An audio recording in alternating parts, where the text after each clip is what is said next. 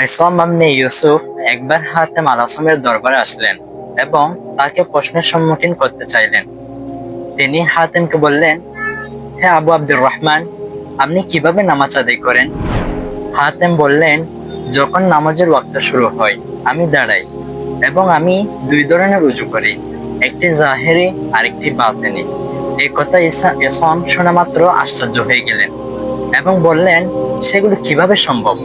তখন হাতেম বললেন, জাহেরি উজু হলো আমি আমার অঙ্গসমূহকে পানি দ্বারা ধৌত করি, আর বাতিনি উজু হলো এমন 7টি বিষয় তথা তওবা, অনুশোচনা, দুনিয়ার ভালোবাসা বর্জন, নেতৃত্বের লোভ, বিদ্বেষ ও হিংসা এবং সৃষ্টিজীবের প্রশংসা বর্জন দ্বারা ধৌত করি। অতঃপর মসজিদের দিকে রওনা হয় আর অঙ্গসমূহকে প্রসারিত করে এবং কাবা আমার সম্মুখে আশা ও ভয় নিয়ে দাঁড়াই এবং আল্লাহ তাআলা আমাকে দেখছেন।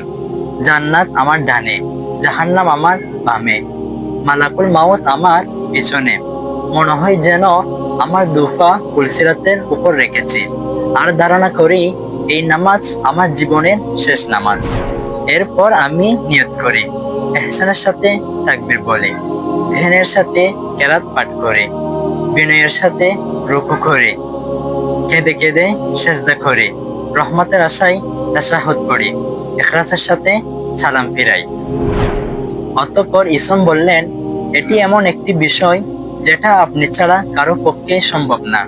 এই বলে তিনি অধিক কান্না করতে লাগলেন।